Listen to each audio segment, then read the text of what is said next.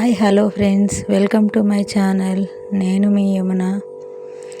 ఈరోజు వీడియోలో శ్రీ కేదారేశ్వర వ్రత కథను తెలుసుకుందాం ఫ్రెండ్స్.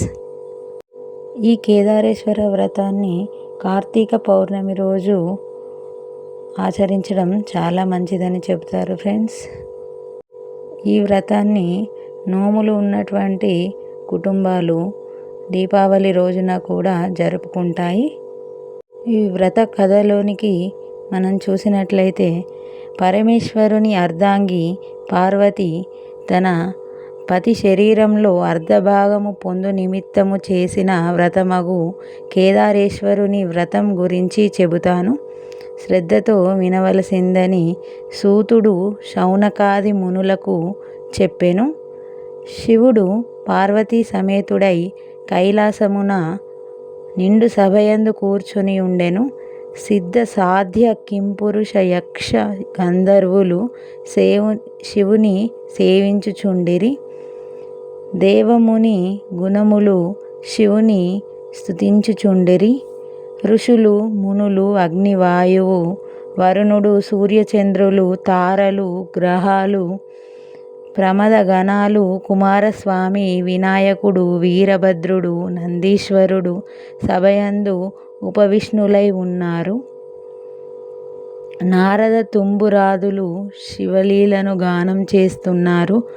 రసాల సాల తమాల వకుల నారీకేల చందన పనస జంబూ వృక్షములతోనూ చంపక పున్నాగ పారిజాతాది పుష్పాదులతోనూ మణిమయ మకుట కాంతులతో చెలువొందు నదీ నద పర్వతములతోనూ చతుర్దశ భువనాలు పులకిస్తున్నాయి.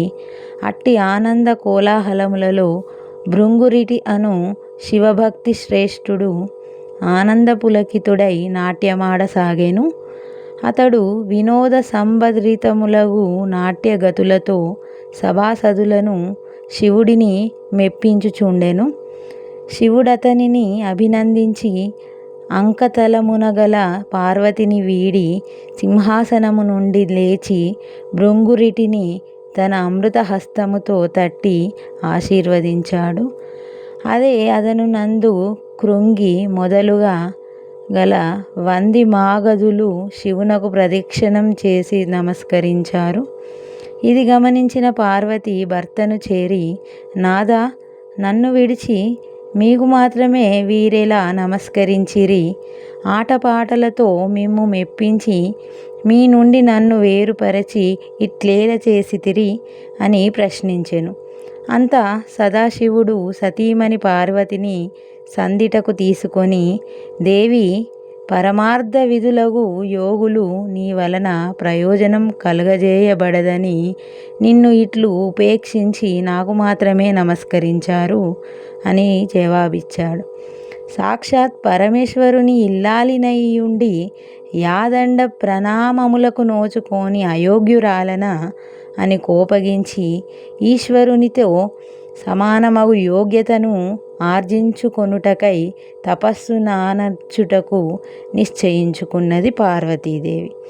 కైలాసమును వదిలి శరభశార్జూల గజములు గల నాగ గరుడ చక్రవాక పక్షి సముదాయముతో నానావిధ ఫలపుష్ప తరుల తాదులతో కూడుకున్న సస్యశ్యామలమైన గౌతమాశ్రమానికి వచ్చింది. ఆశ్రమవాసులు ఆమెను చూచి అతిథి మర్యాదలనొర్చి, తల్లి, నీవెవ్వరవు? ఎవరిదానవు? ఎట నుండి వచ్చితివి? నీ రాకకు గల ఆంతర్యమేమిటి అని పార్వతిని ప్రశ్నించారు. వారి ప్రశ్నలకు పార్వతి మిక్కిలి ఆనందించినదై యజ్ఞయాగాది క్రతువులచే పునీతమైన గౌతమముని ఆశ్రమమున నియమనిష్టాగరిష్ఠులై అలరారు పుణ్య పురుషులారా, పవిత్రాంగనలారా, నేను హిమవంతుని పుత్రికను, సాక్షాత్ పరమేశ్వరుని ఇల్లాలిని, శివుని సతిగా నా నాదునితో సమానమగు యోగ్యతను పొందగోరి తపస్సాన్నర్చ సంకల్పించుకున్నాను. ఇందు నిమిత్తమై మీ ఆశ్రమానికి వచ్చిన దానను అన్నది పార్వతి. మహర్షులారా, జగత్మల్యానాభిలాషులారా, నేను ఆశించిన ఫలమును పొంది శివుని అర్ధాంగినై తరించుటకు తగిన వ్రతమును నాకు ఉపదేశించుడు అని పార్వతి వారిని కోరుకున్నది. అందుకు గౌతముడు, పార్వతీ, ఈప్సితార్థదాయకమగు ఉత్తమ వ్రతమొకటి ఉన్నది, అది కేదారేశ్వర వ్రతము. నీవా వ్రతమును ఆచరించి మనోభీష్ట సిద్ధిని పొందవలసిందని అన్నాడు గౌతముడు. వ్రత విధానమును వివరించమని పార్వతి గౌతముడిని కోరింది. జగజ్జనని ఈ వ్రతాన్ని అశ్వయుజ మాసంలో శుక్లపక్షంలో అష్టమి అందు ఆచరించాలి. ఆ రోజున శుచిగా స్నానాదులను ఆచరించి నిర్మలమైన మనస్సుతో మంగళకరమగులకు 21 దారములతో చేతికి తోరమును ధరించి షోడశోపచార విధులతో పూజను నిర్వహించి ఆ రోజున ఉపవాసం ఉండవలెను అని చెప్పాడు. ఆ మర్నాడు విప్రలకు భోజనము పెట్టి ఆ తర్వాత ఆహారమును తీసుకొనవలెను. ఇలా వ్రతము ఆరంభించిన నాటి నుంచి అమావాస్య వరకు పూజాక్రమంతో కేదారేశ్వరుని ఆరాధించవలెను. ధాన్యరాశిని పోసి అందు పూర్ణ కుంభము నుంచి 21 పర్యాయములు సూత్రమును చుట్టి పట్టు వస్త్రముతో దానిని కప్పి ఉంచి నవరత్నములను గాని సువర్ణమును గాని ఉంచి గంధపుష్పాక్షతలతో పూజించాలి. దేవి 21 మంది బ్రాహ్మణులు రప్పించి వారి పాదములను కడిగి కూర్చుండబెట్టి యథావిధిగా ధూపదీప గంధ పుష్పాక్షతలతో పూజించి భక్ష్య భోజ్య నైవేద్యాదులు కదలీ ఫలాలు పనసలు ఆరగింపజేసి తాంబూల దక్షిణలనిచ్చి వారలను తృప్తిపరచవలెను. ఈ తీరున వ్రతమాచరించిన వారిని శివుడు అనుగ్రహించి మనోధీష్ట సిద్ధిని కలుగజేయును అని గౌతముడు పార్వతికి వివరించాడు. గౌతమ మహర్షి చెప్పిన విధి విధానమును అనుసరించి పార్వతి కేదారేశ్వర వ్రతాన్ని నిష్టగా భక్తితో చేసింది. పరమేశ్వరుడు సంతుష్టాంతరంగుడై ఆమె అభిష్టానుసారము తన మేనులో సగభాగము పార్వతికి అనుగ్రహించెను. అంతా జగదాంబ సంతుష్టాంతరంగయై భర్తతో నిజ నివాసము కైలాసమునకేగెను.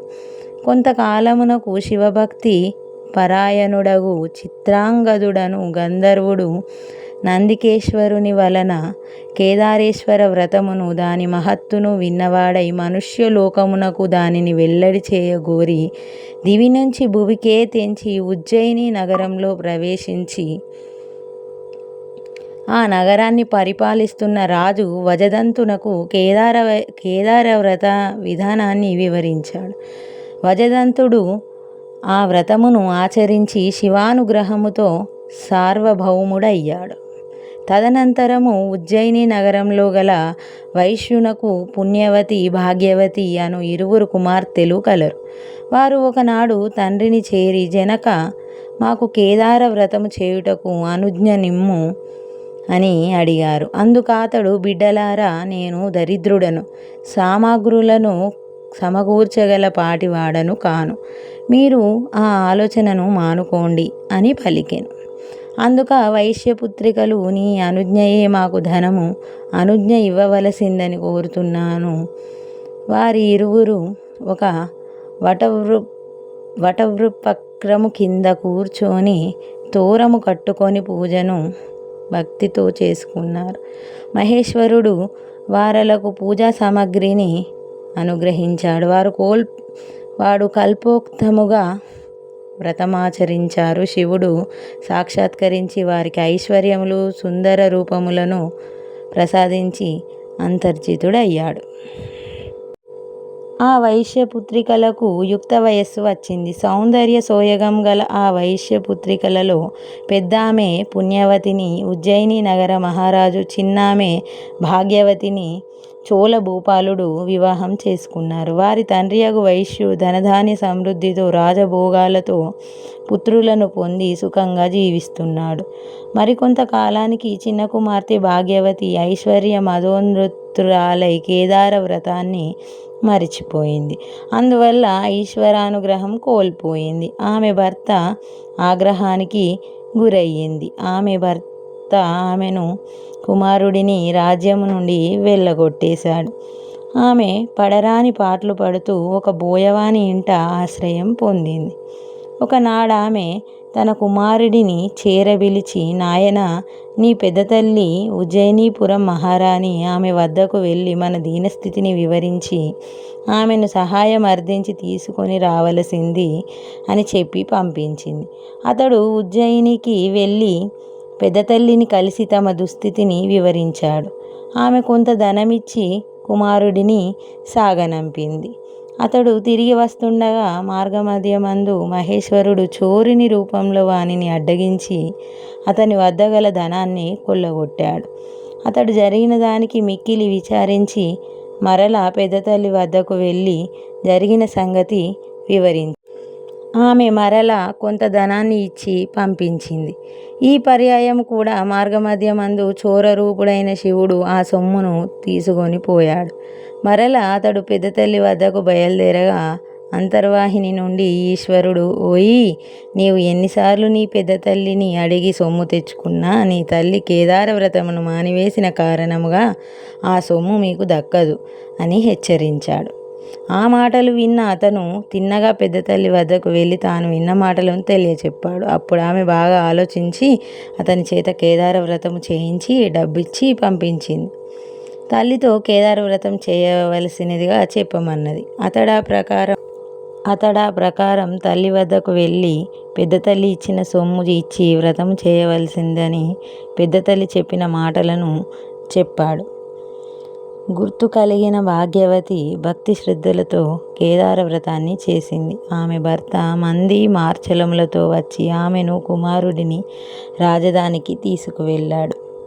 భాగ్యవతి ప్రతి సంవత్సరం కేదార వ్రతము చేస్తూ శివానుగ్రహం పొంది సుఖశాంతులతో సౌభాగ్య సంపదలతో జీవించింది. ఎవరు ఈ కేదారేశ్వర వ్రతమును నియమనిష్టలతో కల్పోక్తముగా చేయుదురో, ఎవరైనా ఈ కథ చదివినా విన్నా అట్టివారు ఎట్టి కష్టములు లేనివారై సుఖముగా జీవించి అంత్యమున శివ సాన్నిధ్యమును పొందుదురు అని. అలాగే ఈ కథ చాలా ప్రాముఖ్యమైనదిగా చెబుతారు. ఓం నమః శివాయ. ఓం నమః శివాయ.